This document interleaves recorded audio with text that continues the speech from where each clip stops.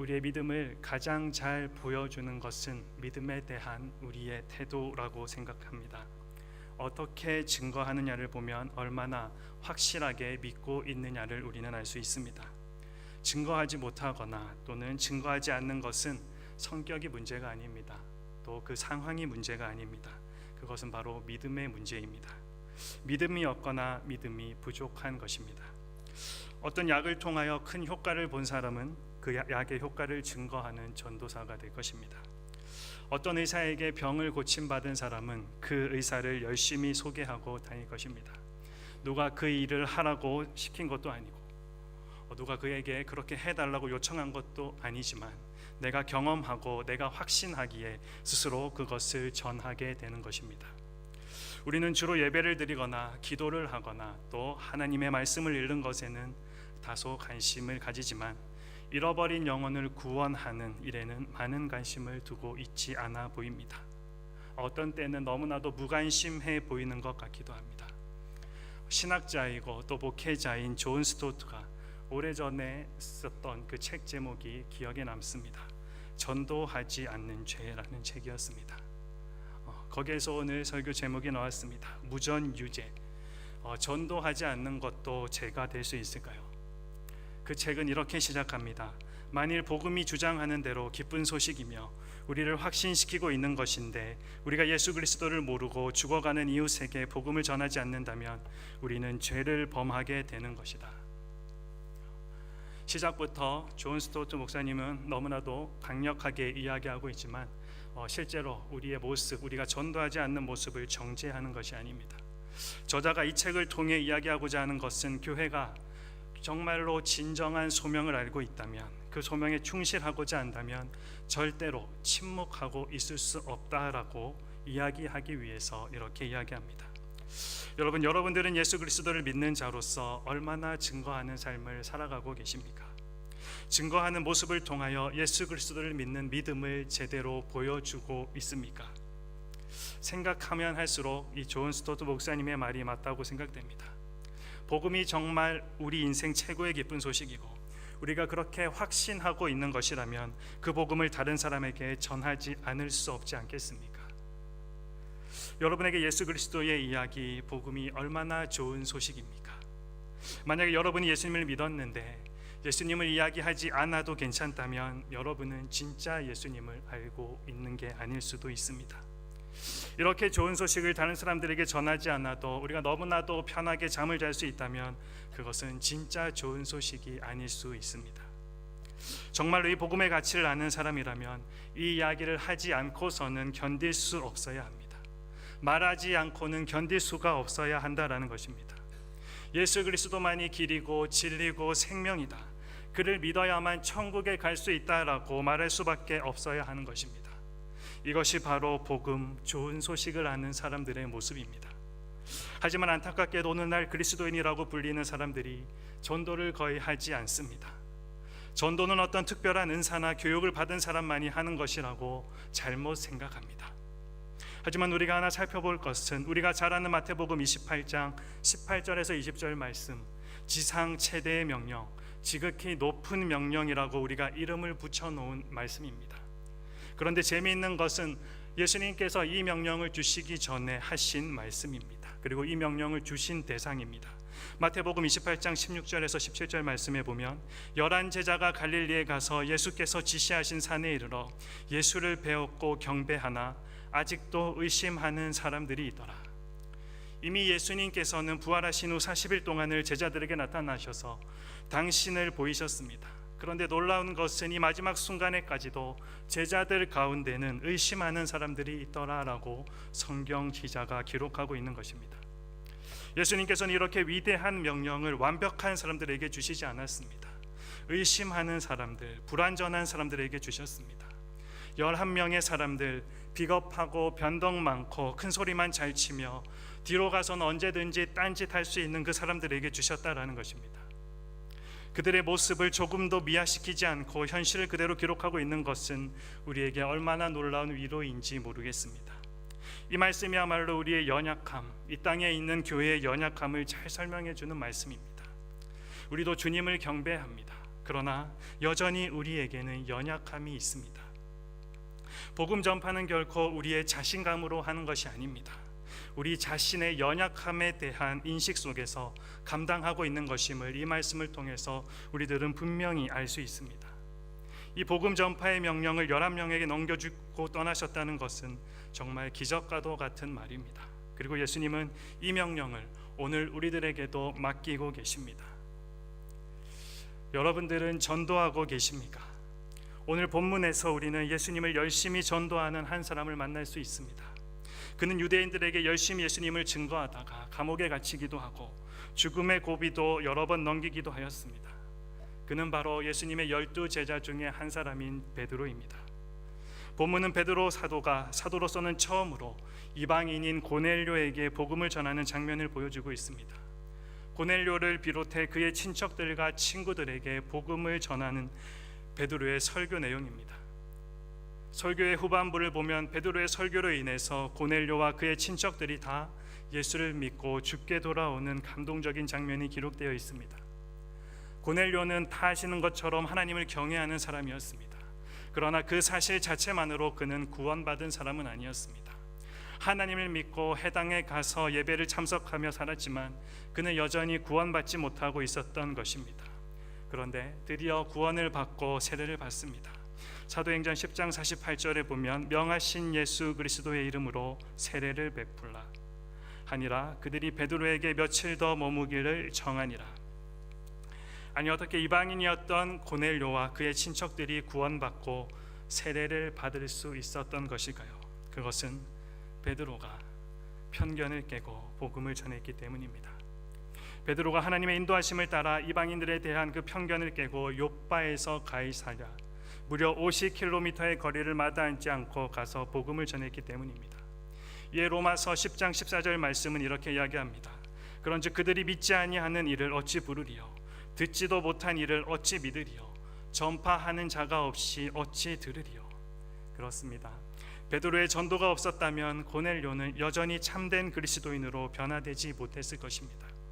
회당에서 하나님을 예배하며 많은 구제와 기도를 하는 사람으로는 살았겠지만 예수가 그리스도이고 주님이시라는 사실을 알지 못한 채 생을 마감했을지도 모르겠습니다.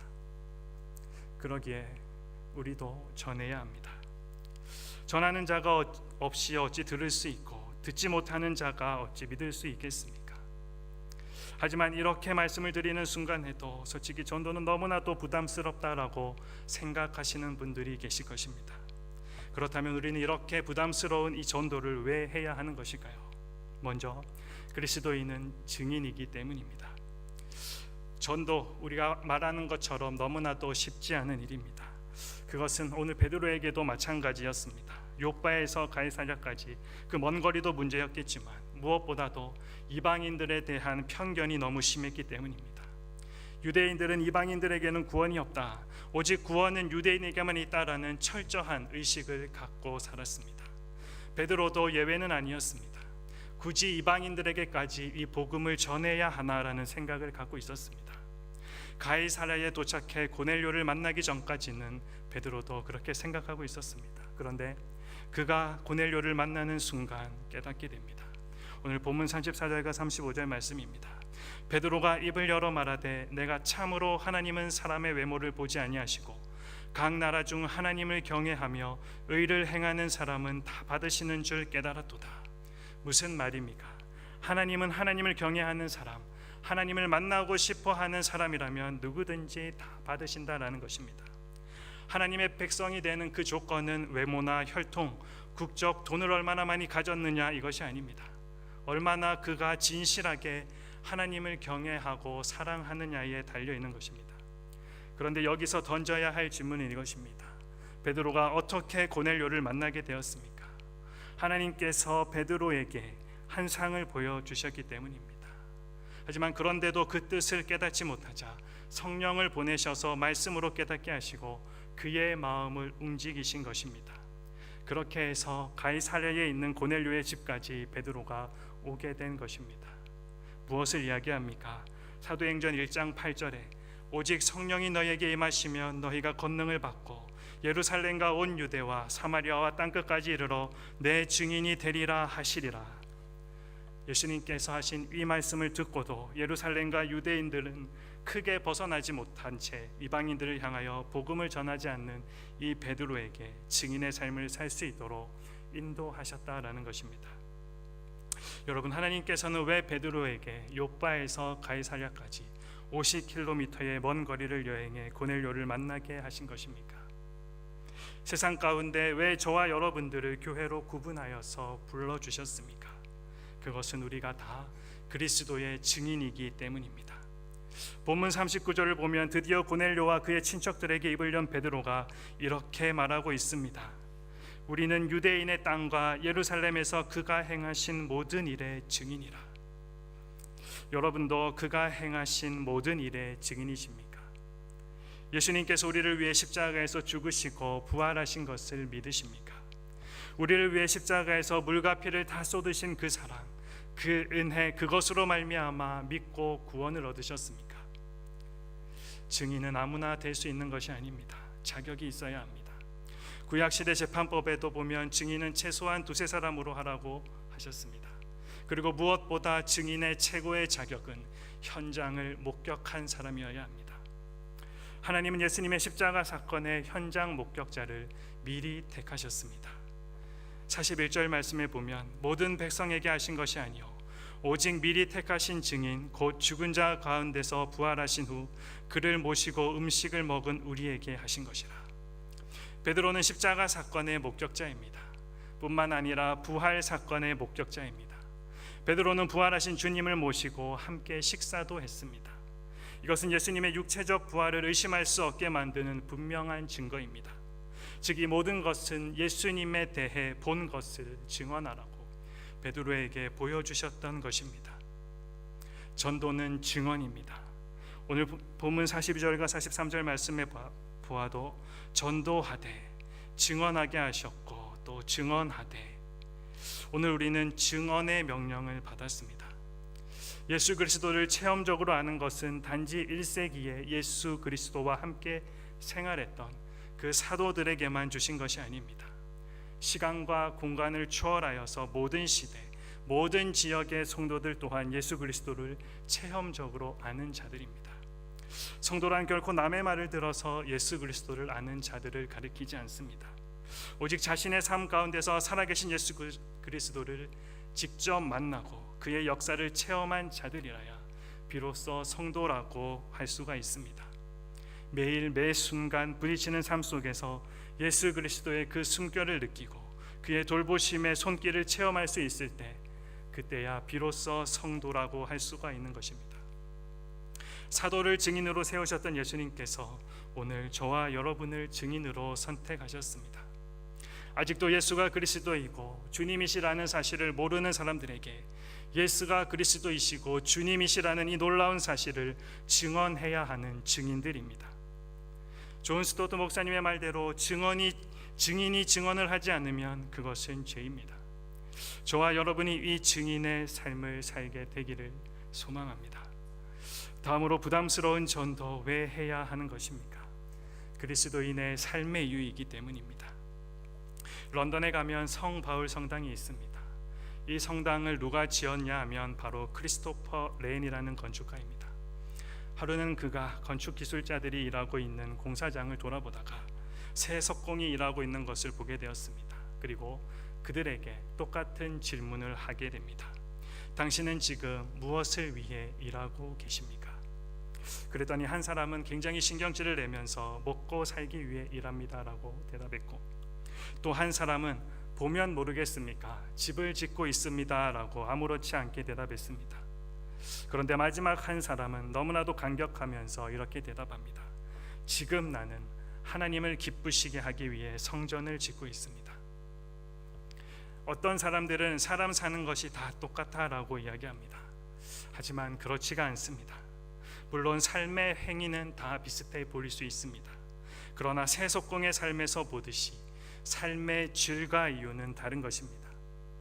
여러분은 왜 살아가고 계십니까? 삶의 이유가 무엇입니까? 우리가 그리스도인이 되고 나면 제일 먼저 변하는 것이 바로 이 삶의 이유입니다. 삶의 목적이 바뀐다라는 것입니다. 본문 41절에 보면 모든 백성에게 하신 것이 아니요 오직 미리 택하신 증인이라고 기록하고 있습니다. 베드로가 왜 그리스도의 증인으로 살아가고 있습니까? 왜 그가 어부 생활을 청산하고 사람 낚는 어부로서 살아가고 있습니까? 그것은 하나님께서 그를 택하시고 부르신 이유였기 때문입니다. 마가복음 1장 17절을 여러분들도 기억하실 것입니다. 예수께서 이르시되 나를 따라오라 내가 너희로 사람을 낚는 어부가 되게 하리라 하시니, 예수님을 만났던 순간 예수님께서 베드로에게 무엇을 말씀하셨습니까? 베드로가 붙들어야 할 인생의 목적을 분명하게 말씀하셨습니다. 그것은 고기 낚는 인생이 아니라 사람 낚는 인생이었습니다. 한날 우리의 코끝에서 호흡이 멈춰섰을 때 가져갈 수 없는 고기, 즉 물질이 아니라 사람들을 영원으로 인도하는 사명자로 불러주셨다라는 것입니다. 베드로는 처음에 이 말씀이 무슨 말씀인지 또 어떤 의미인지 깨닫지 못했습니다. 십자가에서 죽으시고 부활하신 주님이 그를 다시 찾아오시기 전까지, 오순절 마가의 다락방에서 성령이 임하시기 전까지 그는 자신을 그리스도인으로 택하시고 부르신 이유를 정확히 알지 못했습니다. 그러나 부활하신 주님을 만났을 때, 오순절 마가의 다락방에 임하신 성령의 역사를 경험했을 때 그는 비로소 깨닫게 됩니다. 내가 증인이구나. 주께서 부족한 나를, 이렇게 미천한 나를 선택하시고 부르신 이유가 바로 여기에 있었구나. 이후 그의 삶은 완전히 달라집니다. 그리고 삶의 이유를 찾습니다. 그것은 바로 증인으로서의 삶이었습니다. 그리고 그의 삶이 바뀌어 갑니다. 복음서에 나타난 베드로는 예수님 때문에 한몫 잡으려는 그 제자들의 무리 속에서 더 높아지려고 몸부림쳤던 사람이 아니었습니까? 그런 그가 이제 복음을 위하여 낮아졌습니다. 사람들이 귀하게 여기지 않는 무두장이라도 상관하지 않고 찾아갔습니다. 누군가를 만나 복음을 전할 수 있다면 그것이 베드로의 행복이었습니다. 복음 증거를 통해 예수님을 구주와 주님으로 영접하는 사람을 보는 것이 그의 인생에 있어서 가장 기쁜 일이었습니다. 사랑하는 여러분, 여러분의 삶의 이유는 무엇입니까? 여전히 돈을 많이 벌어 부자가 되는 것입니까? 명예와 권력을 얻는 것입니까? 사람의 존재 가치는 그가 얼마나 소유하였느냐로 판단되는 것이 아님을 분명히 기억하십시오.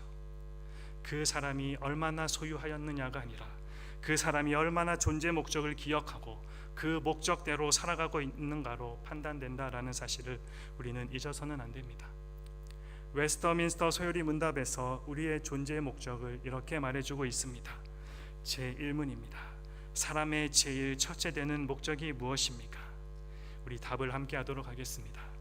하나님을 영화롭게 하는 것과 영원토록 즐거워하는 것입니다.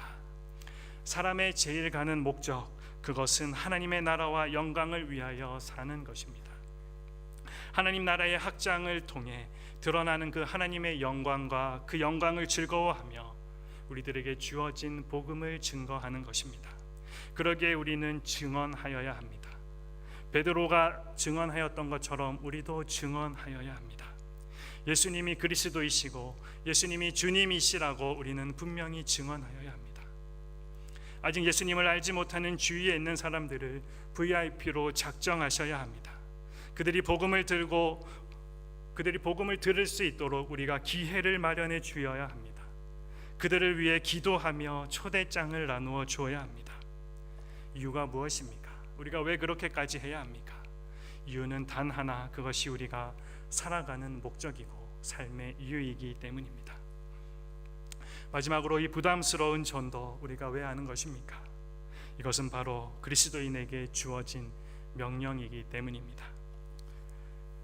앞서 소개드린 이 존 스토트 목사님의 책에 보면 영국의 개종에 대하여라는 한 유명한 보고서가 있습니다. 그 보고서는 당시 영국의 교회 상황을 이렇게 기록하고 있습니다. 전도를 하는 방해물들 가운데 하나가 하나님에 관한 일들을 말하기를 부끄러워하는 감옥스러움이다. 여러분도 감옥하십니까? 우리는 말을 많이 하지 않는 것이 좋은 것이라고 생각하고 배웠습니다. 그리고 성경의 지혜자도 우리들에게 이렇게 권면합니다.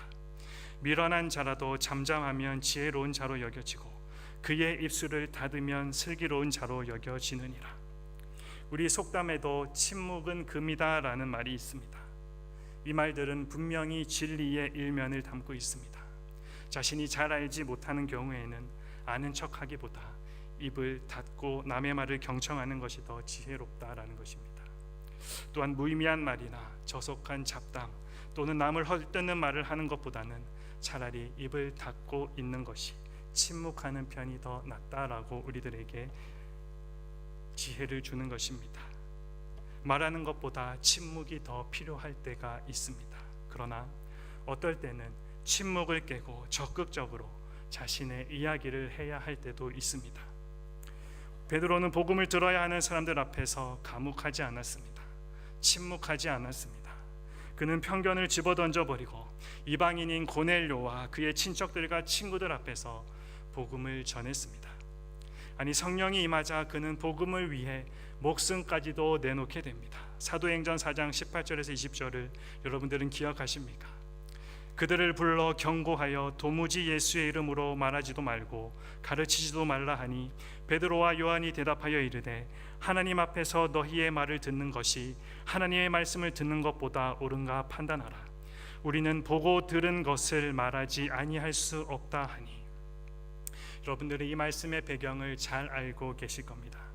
베드로를 비롯한 사도들이 복음 증거로 5천 명이나 되는 사람들이 예수님을 믿게 되자 종교 지도자들이 이들을 모아놓고 협박한 상황이었습니다. 하지만 협박을 받고도 베드로와 사도들이 어떻게 대응하고 있습니까? 그들이 위축되기는커녕 오히려 더 담대히 복음을 전하고 있습니다. 그리고 그들은 풀려나자 말자 이렇게 기도합니다. 4장 29절과 30절 말씀 우리 함께 읽도록 하겠습니다. 주여, 이제도 그들의 위협함을 굽어 보시옵고 또 종들로 하여금 담대히 하나님의 말씀을 전하게 하여 주시오며 손을 내밀어 병을 낫게 하시옵고 표적과 기사가 거룩한 종 예수의 이름으로 이루어지게 하옵소서 하더라. 왜 베드로를 비롯한 다른 사도들이 이렇게까지 하고 있는 것입니까? 왜 이렇게까지 전도하고 있는 것입니까?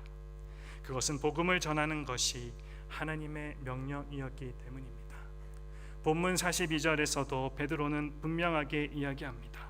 우리에게 명하사 백성에게 전도하되. 본문을 그대로 직역하면 그는 우리로 하여금 백성에게 전파하고 증거하도록 명령하셨다입니다. 그렇습니다. 전도는 명령입니다. 복음 전파는 예수님께서 하신 분명한 명령입니다.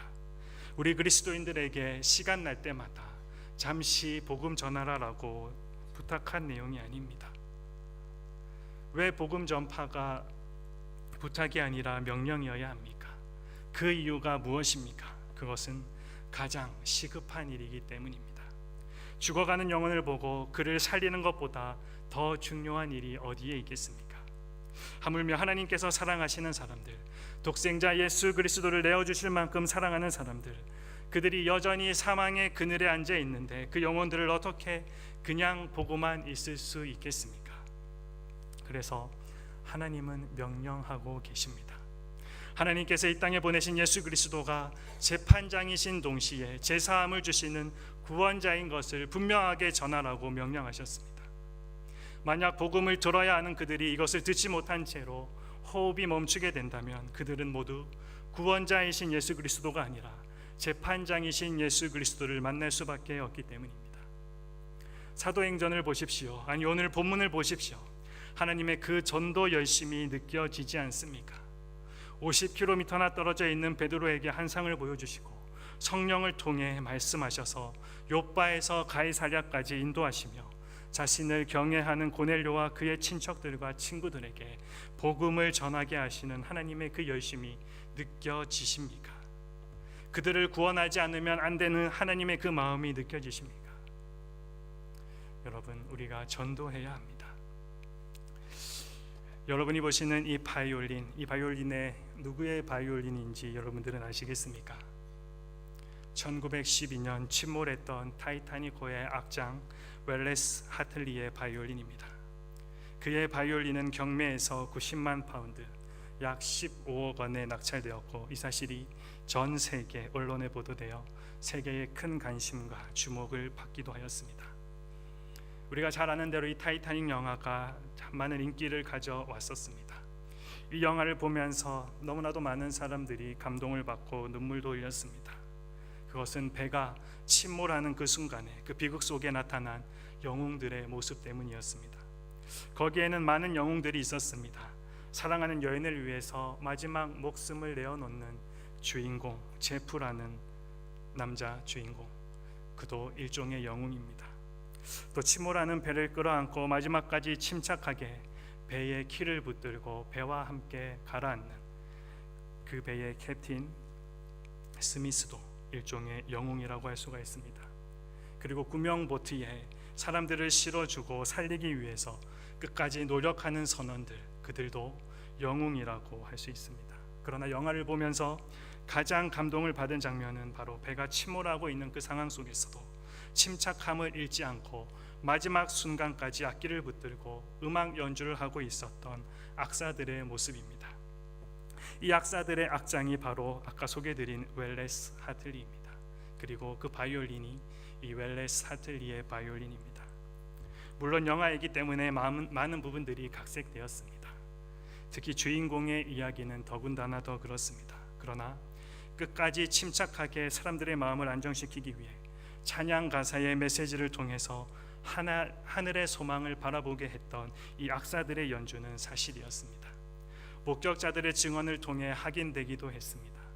웰레스는 이 혼란한 상황, 절대 무너질 수 없는 배라고 착각하고 그 배에 소망을 두고 탔던 사람들이 그들의 생명을 잃어가는 상황 속에서도 침착하게 자기 멤버들을 격려하면서 마지막까지 음악 찬송가를 연주합니다.